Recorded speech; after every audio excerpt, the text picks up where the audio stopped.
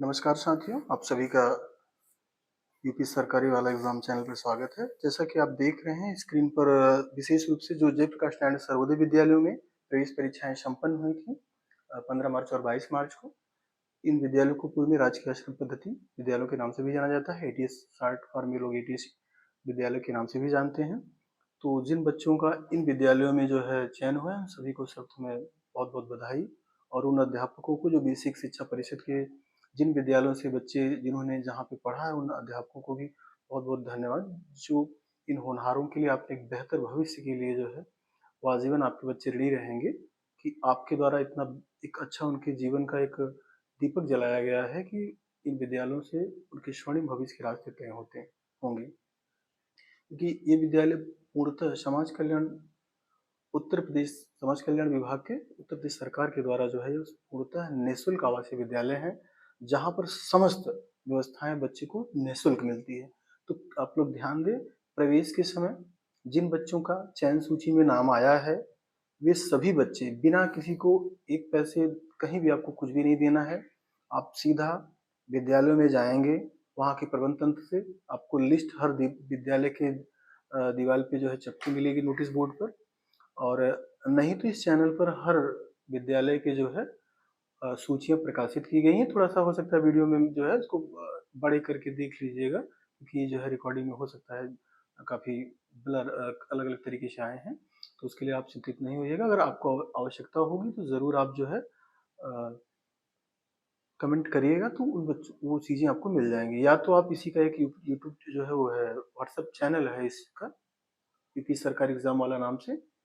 तो उसको आप सर्च करेंगे, पिन कमेंट में जो है इस वीडियो के ऐड रहेगा, उस पे आप सीधा वहाँ चले जाइए, तो वहाँ पर जिस विद्यालय की आपको सूची चाहिए, वहाँ पर आपको प्रोवाइड करा दी जाएगी। विद्यालयों की सूची के संबंध में क्या हुआ है कि अलग-अलग विद्यालयों ने अपने अलग-अलग तरीके से सूचियाँ प्रकाशित की हैं।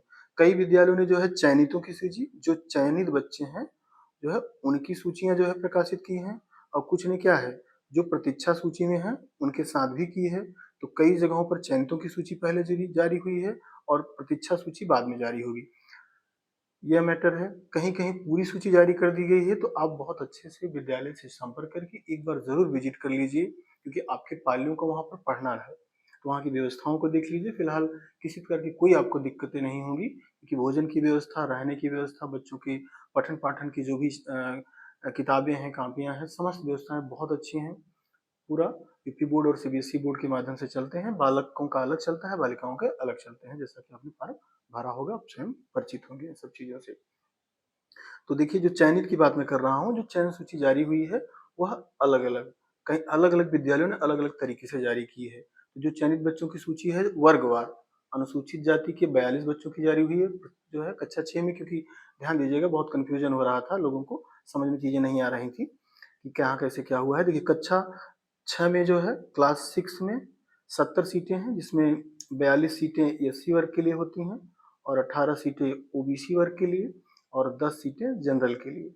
इसी तरीके से देखिए, 42, 18 और 10 के सापेक्ष जो सूची प्रकाशित की गई कक्षा 6 के लिए प्रत्येक विद्यालय में, क्योंकि जो 7, 8 और 9 में भी बच्चों ने अप्लाई किया है एग्जाम में, ठीक, 7 में भी, 8 में भी और कक्षा 9 में। तो आप ये ध्यान दीजिए कि जिन विद्यालयों में कक्षा 7 में तीनों कैटेगरियों में, एससी में, ओबीसी में, जनरल में जितनी सीटें रिक्त रही होंगी, उसी के सापेक्ष वहाँ पर जो है उन्हीं कैटेगरी में, जैसे एससी की सीटें रिक्त रही होंगी, तो एससी कैटेगरी में ही कक्षा 7 में चयनित बच्चों की सूची जारी की गई है विद्यालयवार। ओबीसी की होगी तो ओबीसी, जनरल की होगी तो जनरल की। अक्सर एससी बच्चों की सीटें रिक्त रही हैं, क्योंकि इनकी सीटें ज़्यादा हैं। तो और बच्चे ओबीसी के परेशान हैं, जनरल के बच्चे परेशान हैं कि मेरी क्यों कक्षा 7 में मेरा नाम नहीं है। तो यही कारण है, क्योंकि सीटें आपके वर्ग में नहीं है, तो आपका उसमें नहीं। हाँ, अगर कोई बच्चा ये भी ध्यान दीजिएगा, आप सभी लोग विद्यालय के संपर्क में लगातार बने रहिए। अप्रैल माह से लेके मई, जून माह, जुलाई तक जो है, अगस्त तक भी आप लगे रहिएगा, क्योंकि होता क्या है कि अभी बच्चे जो एडमिशन तो करा लेते हैं, बहुत सारे बच्चे प्रवेश करा लेते हैं, लेकिन किसी कारणवश हो सकता है उसका मन न लगे, रोना या कोई और समस्या उसकी व्यक्तिगत हो सकती है, स्वास्थ्य की समस्या कोई भी हो सकती है, व्यक्तिगत समस्या। तो अभिभावक या बच्चे कभी-कभी क्या होता है, बीच से ही नाम को यदा-कदा बहुत कम ही ऐसा होता है, नाम कटा लेते हैं और बच्चा नहीं पढ़ना चाहता है। तो जब ये सीटें रिक्त होती हैं, तो जो प्रतीक्षा सूची में हैं या जिन्होंने प्रतिभाग किया है प्रवेश परीक्षा में, अगर वो इच्छुक होंगे, विद्यालय प्रबंधन तंत्र के संपर्क में रहेंगे, तो आपका प्रवेश ज़रूर हो जाएगा। तो सबसे पहली चीज़ उसी तरीके से कक्षा 8 में भी होगा और 9 में भी, और ठीक है? तो 6, 7, 8, क्योंकि 6 में पूरी 70 की 70 सीटें खाली हैं, 7, 8 और 9 में जो सीटें क्या है रिक्त हैं, उसी के सापेक्ष जो है अ, होना है। तो प्रतीक्षा सूची देखिए कि जिन विद्यालयों में प्रतीक्षा सूची जारी हो गई है, तो जो चयनित सूची है वो उनमें से बच्चे नहीं लेंगे, तब वेटिंग लिस्ट वालों का जो है नाम फिर आएगा। तो आप विद्यालय प्रबंधन तंत्र के संपर्क में हमेशा रहें, जो है आवश्यकता अनुसार जो है सूचना, क्योंकि और यह भी है कि विद्यालय से आपको सूचनाएं जरूर, हर विद्यालय से जो चयनित छात्र हैं उनको जरूर जाएगी। और फिलहाल अब देखिए सबसे महत्वपूर्ण बिंदु होगा कि जिनका चयन हो चुका है, तो पहले एक बार मैं फिर उन बच्चों को बहुत बहुत बधाइयाँ उनके स्वर्णिम भविष्य के लिए, कि इन विद्यालयों में उनको बेहतरीन जो है एक शैक्षणिक माहौल मिलेगा, पाठ्यक्रम पाठ्य सहगामी क्रियाओं का भी अवसर मिलेगा, बहुत अच्छा प्लेटफॉर्म है बच्चों के स्वर्णिम भविष्य के लिए। सभी चीजें निःशुल्क और आवासीय विद्यालय हैं। अब जिन बच्चों का चयन हुआ है उनके अभिभावकों को विशेष रूप से ध्यान देना है कि विद्यालय से आपको सबसे पहले क्या मिलेगा, एक प्रवेश फार्म मिलेगा। एक प्रवेश फार्म मिलेगा एक प्रवेश फार्म मिलेगा। तो उस विद्यालय से जो प्राप्त प्रवेश फार्म है उसमें समस्त जो विवरण होंगे उसको अच्छे से सावधानी पूर्वक भर लीजिए। अब देखिए दूसरा क्या होगा, आप कक्षा बच्चा जो 5 में पढ़ रहा होगा, तो उसके मार्कशीट जिसको बोलते हैं परीक्षा परिणाम की क्या छाया प्रति लगाना है, और उसकी टीसी जरूरी है, मूल प्रति विद्यालय में जमा होगी। देखिए परीक्षा परिणाम जो मार्कशीट होगी उसकी फोटो कॉपी और टीसी की मूल प्रति जमा होगी विद्यालय में। और उस पर ध्यान देना, आपको जब टीसी आप कटाएंगे तो पेन नंबर और अपार आईडी का नंबर जरूर जनरेट होना चाहिए, क्योंकि यूडास पोर्टल से बच्चों को जो है इंपोर्ट करना होगा संबंधित विद्यालय में जहाँ प्रवेश, ये बहुत बड़ा इशू है। तो आप इस चीज को बहुत अच्छे से ध्यान दीजिएगा कि आपके पाल जो जहाँ पर जिन विद्यालयों में कक्षा 5 में पढ़ रहे हो, क्योंकि जिनको 6 में कराना है, 7 वाले 6 में पढ़ रहे होंगे, 8 वाले 7 में, 9 वाले 8 में, तो आप उसी तरीके से वहां से पेन नंबर जरूर, समस्त अभिलेख, नाम, पिता का नाम, माता का नाम की स्पेलिंग, पता, समस्त चीजें आप ध्यान दे दीजिएगा और सही से भरिएगा अच्छे से। इंग्लिश हिंदी में नहीं समझ में आया तो विद्यालय में जा करके पूछ करके अच्छे से भरिएगा। इसके साथ देखिए छात्रा के पिता की आय, बच्चे की आय नहीं, छात्र छात्रा के जो उसकी आय नहीं चाहिए, क्योंकि वो कमाता नहीं तो उसकी आय कहाँ से बनेगी। तो इस बिंदु को ध्यान दें। तो पिता की जो होंगे अभिभावक की आय की छाया प्रति फोटो स्टेट लगेगी। इसके साथ बच्चे की जाति प्रमाण पत्र की छाया प्रति फोटो स्टेट लगेगी। छात्र के निवास प्रमाण पत्र की छाया प्रति अर्थात फोटो स्टेट लगेगा। छात्र के आधार कार्ड की छाया प्रति लगेगी। और उसके साथ साथ जो है कुछ और बिंदु हैं, छात्र के जाति प्रमाण पत्र, निवास प्रमाण पत्र की फोटो स्टेट, छात्र के आधार की फोटो स्टेट, पिता के आधार की छाया प्रति फोटो स्टेट, माता की छाया प्रति फोटो स्टेट। तो माता पिता बच्चे के तीनों के आधार कार्ड लगेंगे।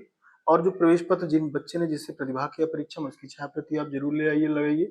शपथ पत्र एक जो है हर विद्यालय में आपको जो है एक नमूना दिया होगा। आप कभी किसी कचहरी में कलेक्ट्रेट में जाएंगे, वहां बोल देंगे कि हमको जयप्रकाश नारायण सर्वोदय विद्यालयों में हमारे बच्चे का पालने का एडमिशन होना है, छात्र छात्रा जो भी हो आपके, उसके लिए एक शपथ पत्र घोषणा जो है शपथ पत्र जो है बनाना है, तो बना देते हैं आसानी से, आप वहाँ पे बन जाएगा।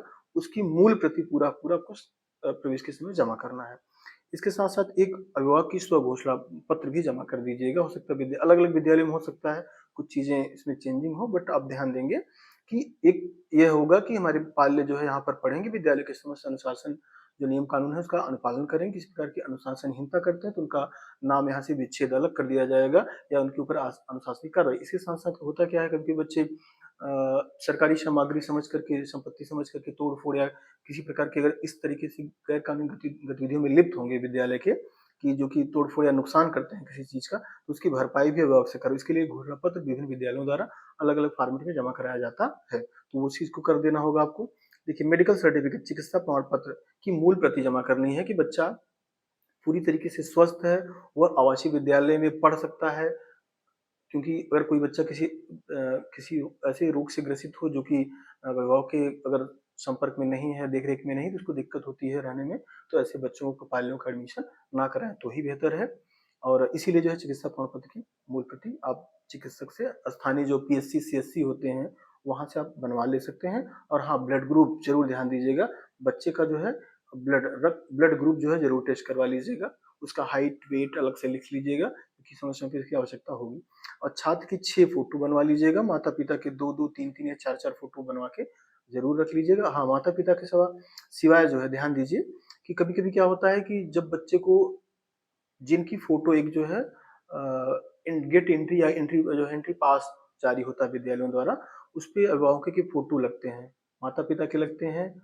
और होता क्या है कि पिता बाहर कमा रहे हैं और माँ घर पे है, तो और भी रिलेटिव या सदस्य जो परिवार के हों, जो बच्चे को लेने और छोड़ने आते हों, तो उनकी फ़ोटो उसी समय ही आप चस्पा करवा करके अभिभावक के बच्चे के साथ जो संबंध है, पिता हैं, चाचा हैं, दादा हैं, नाना हैं, मामा जो भी हैं, उसको वहाँ पर जो भी महिला पुरुष कोई भी हो, माता-पिता के अलावा 2 लोगों को और भी आप दे सकते हैं, 3 लोगों को दे सकते हैं, ताकि कभी इमरजेंसी में कोई दिक्कतें ना हो। उनके आधार की छायाप्रति भी विद्यालय में ज़रूर जमा करा दीजिए, ठीक है?